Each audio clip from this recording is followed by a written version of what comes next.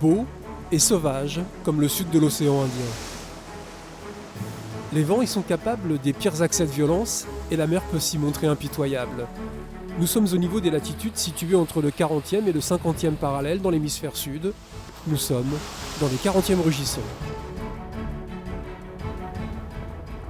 Début décembre, la 4e semaine de course touche à sa fin au moment où Sébastien Josse double les îles Kerguelen. L'hélicoptère de la Marine nationale, le même qui avait déjà survolé Armel Lecléache et Alex Thompson, est à nouveau au rendez-vous.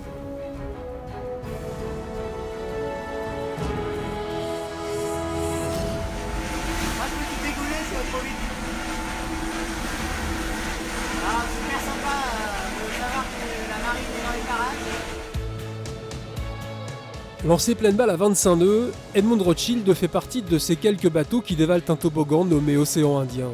Comme le Bastide Otio de Quito de Pavan, dernier en date à avoir franchi la longitude du cap de Bonne-Espérance. Bienvenue dans l'océan Indien. Voilà, il fait beau pour l'instant. Voilà, ça glisse, mais accrochez-vous quand même. Au sein de la flotte, Quito de Pavan est une sorte de médiateur entre le groupe de tête, plus de 5000 km devant son étrave, et le peloton, près de 1300 km derrière lui. Peloton d'une dizaine de bateaux, toujours dans l'Atlantique Sud, et qui commence à humer le parfum enivrant des hautes latitudes.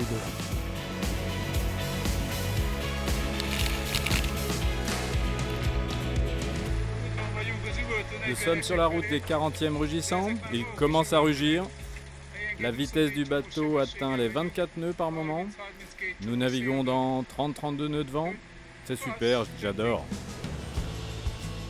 À l'exception de Didac Costa et Sébastien Destremo, l'ensemble des concurrents se retrouvent dans le schéma classique des trains de dépression qui défilent d'ouest en est sur les mers australes. La vie du bord et ses petits plaisirs doivent donc s'organiser en conséquence.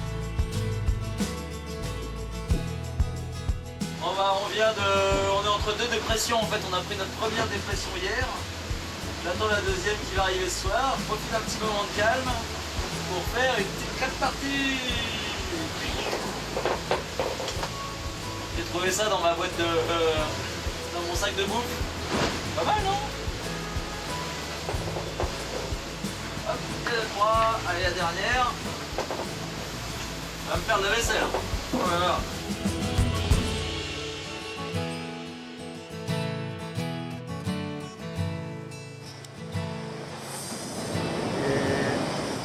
Voici un calamar, et c'est super bon. Bon appétit.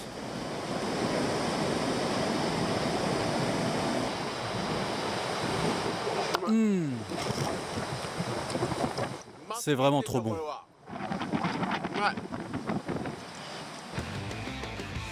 Romain Attanasio, Kojiro Shiraishi, l'un et l'autre goûtent pour la première fois l'expérience d'un Vendée Globe. Et jusqu'à maintenant, ça se passe plutôt bien. Là-bas, c'est Armel Lecléache sur Banque Populaire. Tranquillement, il m'a rattrapé la nuit dernière.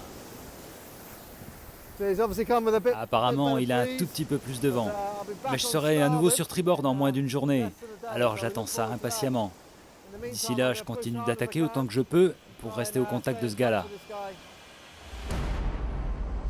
Chronique d'un duel annoncé entre Alex Thompson et Armel Lecléache qui n'arrêtent pas de se refiler le leadership. C'était une belle bataille d'empannage hier et puis content de retrouver Alex ce petit matin tout à l'heure là. Des bord à bord et puis j'ai réussi à m'échapper un petit peu donc tant mieux, c'est bonne chose de faite. Maintenant c'est sûr qu'il ne faut pas faire de bêtises, on a encore un grand bout de chemin à parcourir. Jusqu'au Sable d'Olonne, il va se passer encore beaucoup de choses. Armel Lecléache n'est pas réputé pour lire dans le marc de café. Mais force est d'admettre que sa prédiction ne tarde pas à se vérifier. Au sein du peloton tout d'abord, en approche du cap de Bonne-Espérance. Si vous pensez que vous avez eu une mauvaise journée, regardez la mienne. Le bateau de Conrad Coleman s'est couché suite au décrochage de son pilote automatique, lui-même consécutif à un court-circuit sur l'électronique du bord. Par bonheur, le Néo-Zélandais va redresser la situation.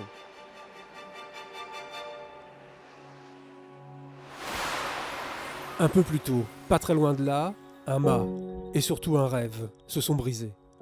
Fin du match pour Kojiro Shiraishi, premier concurrent asiatique dans l'histoire de la course. Contraint à l'abandon, le japonais nous aura émus jusqu'au bout. Le Vendée Globe va lui manquer, et il va beaucoup manquer au Vendée Globe.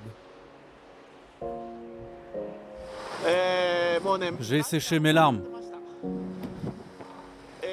C'est très rageant. Mais si je suis en vie, c'est que la mer n'a pas été si cruelle que ça.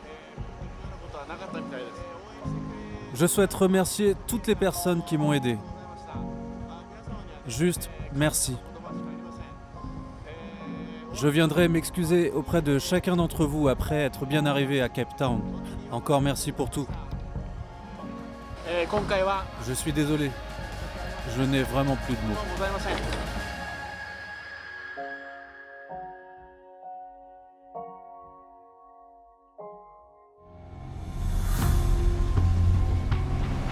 Quatre laps de grand val de pété, donc là c'est la galère, il va falloir que je répare ça. Voilà, déjà j'ai tout ce qu'il me faut là pour réparer mes lattes.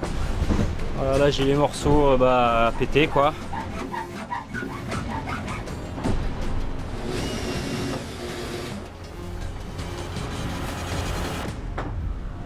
Ça y est, c'est bon, j'ai renvoyé la grand voile.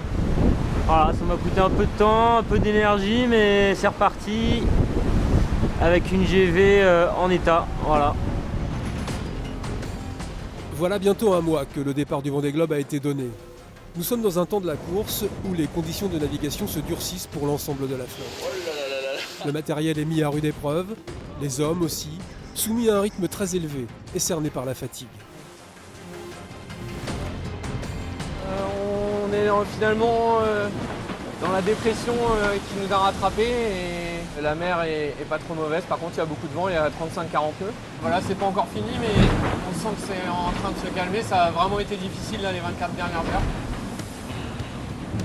Voilà, j'ai hâte que ça se calme un peu pour pouvoir me reposer un peu plus. Paul Meillat, délesté de Jérémy Bayou qui n'ont fini pas d'accumuler les problèmes. Après ses pilotes et ses antennes satellites, c'est maintenant le chariot de tétière de sa grand voile. En plein milieu de l'océan Indien, le skipper de Maître Coq s'écarte de la route afin d'intervenir dans une mer moins agitée.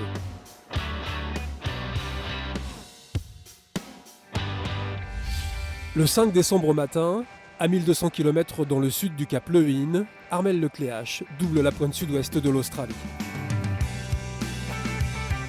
C'était sympa de passer en tête ce deuxième cap. C'est pas forcément un objectif très important, mais c'est quand même toujours sympa d'être en tête à l'un de ces trois caps mythiques qu'on doit franchir. En 28 jours et 20 heures, le leader actuel de l'épreuve établit un nouveau chrono de référence entre les Sables d'Olonne et l'Australie. Soit 5 jours et 14 heures de moins que François Gabard en 2012, un temps de passage qui laisse penser qu'à plus long terme, il pourrait y avoir du record dans l'air. Pour Romain Athanasio et Sébastien Josse, ce même jour du 5 décembre a une toute autre saveur. J'étais en train de faire des photos ce matin et dehors, et quand j'ai tapé un truc énorme, et j'ai cassé les deux safrans. Et j'ai un safran de spare dans le bateau. Alors j'en ai un qui est peut-être à moitié cassé, je vais essayer de le réparer, et l'autre, il a l'air complètement mort. Du coup je suis au près là, ça tape pour aller vers Cape Town, c'est le seul endroit où je vais pouvoir m'arrêter dans une baie pour essayer de réparer, puis voir à quoi ça ressemble. Voilà.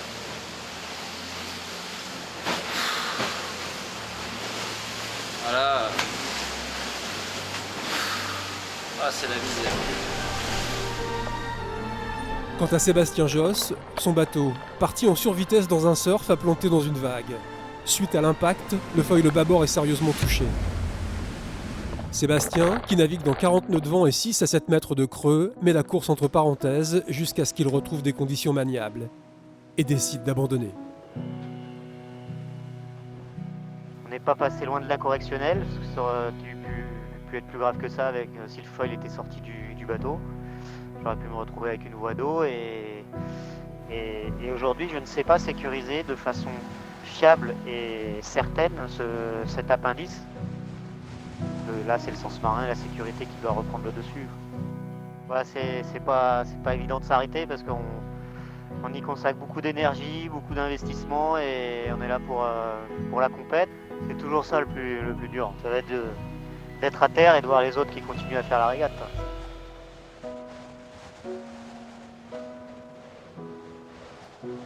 Et puis quand ça ne veut pas, ça ne veut pas. Le 6 décembre au matin, Quito de Pavan est à son tour victime d'une grave avarie. Son bateau a heurté un ovni et le choc a lourdement endommagé la quille. Je sais pas comment ça va se terminer l'histoire. La décision, elle a dit qu'il faut évacuer le navire. C'est compliqué ça. Et là c'est trop dangereux là.